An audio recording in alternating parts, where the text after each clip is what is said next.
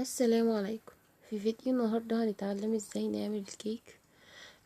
كيك التايجر اللي هو الكيك اللونين المدموجين في بعض، او اللون الشوكولاتة والفانيليا مع بعض. هنتعلم ازاي نعمله صح وما يطلعش مننا مكتوم، نتعلم الخطوات بتاعته صح. والتسوية وازاي يطلع مننا هش وطري وجميل.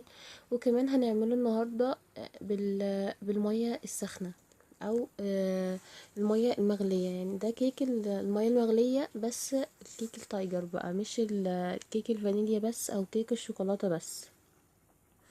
زي ما انتوا شايفين كده ما شاء الله، الكيك طري واسفنجي جدا، برغم ان هو يعني كيك عادي، بس مش كيك اسفنجي بس. ما شاء الله يعني طراوته جميلة جدا، وهش وطري واسفنجي، برغم ان انا مقطعاه سخن. بس ما شاء الله اللهم بارك،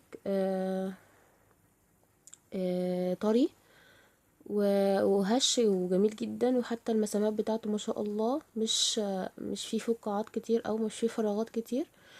زي ما انتوا شايفين، يلا مع بعض نبتدي الفيديو معانا دلوقتي مقادير الكيك. انا هعمل الكيك في صينية 26. دي مقادير الكيك بتاعتنا. اول مكون معانا هو النشا بيبقى عامل اساسي في الهشاشة، بيبقى طعمه جميل، يعني بيخلي الكيك طعمه جميل وهش. لو عايزين نستبعده مفيش مشكلة. معانا كوباية وربع سكر، عايزين نقلل نسبة السكر ممكن نقللها لكوباية. ومعانا كاكاو وثلاث بيضات وكيك شيف وفانيليا. ومعانا كوباية الا ربع زيت وكوباية مية مغلية. ومعانا كوبايتين دقيق معايرهم بنفس الكوباية دي، يعني انا معايرة الكوبايات كلها بنفس الكوباية دي.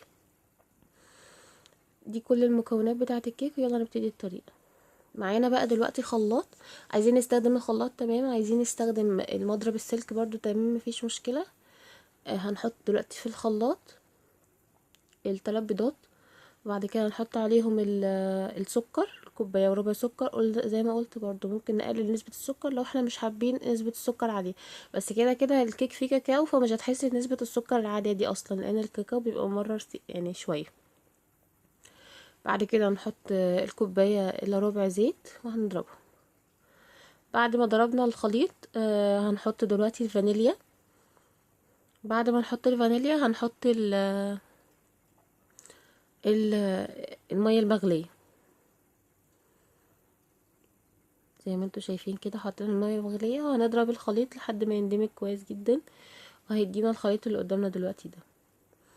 زي ما انتوا شايفين كده احنا ضربنا الخليط وزي الفل. دلوقتي معانا الدقيق، انا حطيت عليه النشا وحطيت عليه البيكنج باودر. معانا الكيس بيكنج باودر كامل، انا حطيته كامل كله. وحطينا كمان، لان ما قلتهاش في المكونات، رشة ملح. دي بتعادل الطعم، وتبقى اصلا يعني دي سنة من عن النبي عليه الصلاة والسلام. وكمان بتعادل الطعم بين المسكر، تخلي طعم الكيك جميل جدا. تتحط في اي معجنات وفي اي كيك وكده يعني. زي ما انتوا شايفين كده دلوقتي هنبدأ نقلب، ندمج الخليط. يعني الافضل ان احنا نضربه بمضرب سلك، بس برضو عادي يعني ممكن كمان بشوكة لو احنا ما عندناش مضرب سلك، نضرب بشوكة برضو هيوفي الغرض يعني. هندمج دلوقتي لحد ما يندمج كله. زي ما انتوا شايفين كده انا خلصت الخليط ودمجته، وده القوام اللي انا محتاجاه من خليط الكيك. مش عايزاه ولا تقيل قوي ولا خفيف قوي كمان، لان احنا مستعملين كمان، اسفه، مستعملين ميه مغليه، فهتلاقي الخليط قوامه سلس شويه، يعني لما بيقعد شويه هيتقل يعني شويه. دلوقتي بقى هنستخدم الخليط التاني. احنا قسمنا الخليط زي ما قلنا القسمين. انا مش مزوده القسم بتاع الشوكولاته قوي، لان انا مش بفضل الشوكولاته قوي، بس لو حابين تزودوا على حسب انتوا بتحبوا ايه، دي على حسب راحه اللي بيعمل الكيك اكيد يعني. بالنسبه للكيك الشوكولاته او الكيك الفانيليا دي على حسب راحتك انت.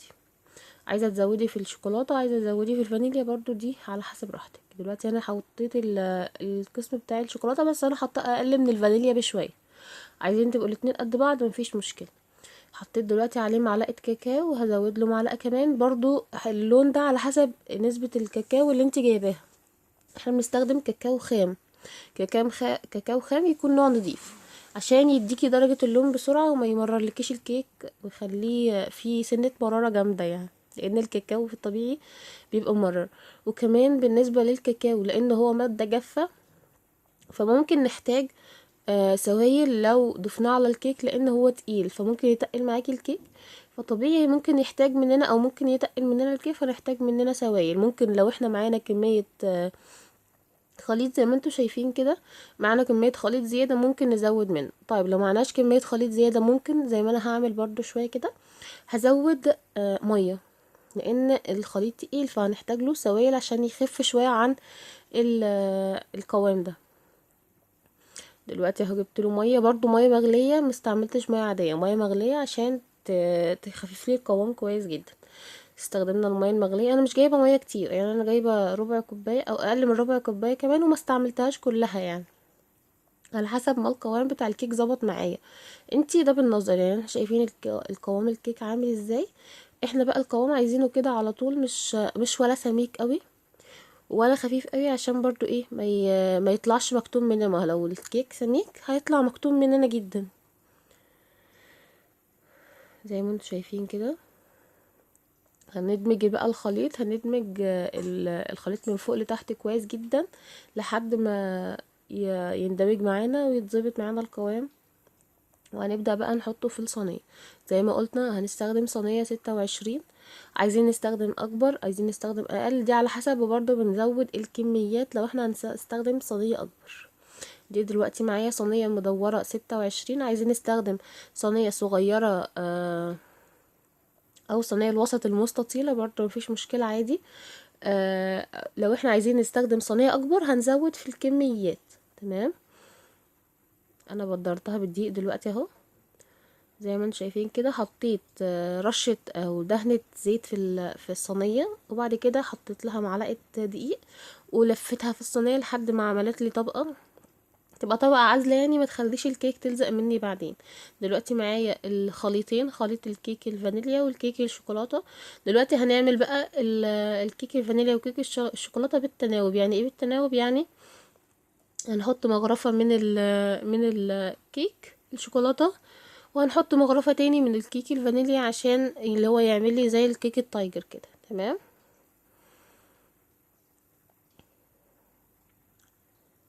زي ما انتوا شايفين كده حطينا الكيك الفانيليا، بعد كده حطينا الشوكولاته الاول، بعد كده الفانيليا. عايزين نعكس ونحط الفانيليا اول بعد كده الشوكولاته، برضو دي حاجه تريحنا لو احنا عايزين الشكل عامل ازاي في الاخر. تمام. طيب بالنسبه للتسويه، احنا بنعمل التسويه بتاعتنا بعد ما بنخلص الكيك وبنظبطه خالص وبنحط المكونات بتاعته في الصينيه. بنكون مولعين الفرن قبليها بشويه، يعني احنا اول ما بنيجي نشتغل في الكيك بنولع الفرن شوية على درجة حرارة 180، بحيث ان هو يسخن عشان ما يقعدش فترة طويلة. اسفة. عشان ما يقعدش فترة طويلة في الفرن على ما يسخن وهو الكيك فيه فيهبط. فده برضو من عوامل هبطان الكيك، ان الفرن بيبقى بارد واحنا بندخله فيه بارد. فاحنا ايه، بنسخن الفرن قبليها، او لما نيجي اول ما نبدأ نشتغل في الكيك بنسخن الفرن، وبعد كده نسيبه يسخن شويه براحته لحد ما احنا نكون جهزنا الكيك وحطيناه في الصينيه، نروح مدخلينه على طول. فالكيك يلاقي ان الجو يعني الحراره عاليه او الحراره شغاله يعني في الفرن، ما يسمحلهوش ولا يبقى ليه فرصه ان هو يهبط. تمام. تاني حاجه لما نيجي ندخل الفرن نتأكد ان الفرن مقفول كويس، او مفيش مصدر يطلع الحرارة بره برضو، لان ده سبب من اسباب هبطان الكيك. تمام. احنا قلنا هندخل الفرن الكيك على درجة حرارة 180، بتقعد من 35 ل40 دقيقة، او ممكن اكتر من 40 دقيقة كمان، على حسب الفرن. احنا من بعد ال30 دقيقة بنحط الكيك، اي كيك في 30 دقيقة. اول ما بنحط ال30 دقيقة او نعدي ال30 دقيقة بتاعتنا في الوقت الكيك، نروح فاتحين عليها ومختبرين الكيك من النص عشان نشوف السوا. لو لقيناها مستوية خلاص تمام نطلعها. لو خدت وش نفتح لها لو ما خدتش وش نفتح لها الشواية. لو خدت وش نطلعها او نسيبها في الفرن 5 دقايق عشان ما تطلعش برضو تهبط منك لو اتصدمت يعني بحرارة الجو. تمام. طيب دي كده بالنسبة للتسوية. دلوقتي زي ما انتم شايفين انا عملتها كده. دلوقتي الكيك طلع من الفرن ما شاء الله، اللهم بارك. قعد 40 دقيقة معايا. برضو قلنا التسوية دي على حسب كل فرن هياخد قد ايه. حطيته على درجة حرارة 180 لمدة 40 دقيقة، طلع معايا ما شاء الله اللهم بارك. زي ما انتوا شايفين كده هنبدأ نقطعه. انا انصح ان ما يتقطعش وهو سخن، لانه طبيعي هيفرفت منك وهيبهدلك كده يعني. هتلاقيه بيفرول ويفرفت. بس ما شاء الله اللهم بارك، الكيك طري جدا وهش ومسامه ضيقة اللهم بارك، ومفيش فيه فراغات كبيرة. لان ده برضو من عوامل المية السخنة، ان هي بتخلي الكيك مسامه ضيقة وجميلة جدا. زي ما انتوا شايفين كده، انا قطعت لكم قطعة عشان تشوفوا شكلها عامل ازاي، والمسام بتاعتها عاملة ازاي، وطراوتها عاملة ازاي. ما شاء الله اللهم بارك، طرية جدا. بس انا ما كنتش عارفة امسكها لانها سخنة. ما شاء الله اللهم بارك، طرية طراوة مش طبيعية بجد، جميلة جدا. والطعم يعني مش تقيلة في السكر، لان السكر مظبوط. فما شاء الله اللهم بارك، جميلة جدا. حتى انا ما كنتش عارفة امسكها في ايدي، فجبت الشوكة عشان اوريكم الطراوة بتاعتها عاملة ازاي. زي ما انتم شايفين كده ما شاء الله اللهم بارك، طرية جدا وخفيفة وطعمها تحفة. اتمنى تجربوها وتنال اعجابكم ان شاء الله. زي ما انتم شايفين كده طرية جدا وحلوة قوي.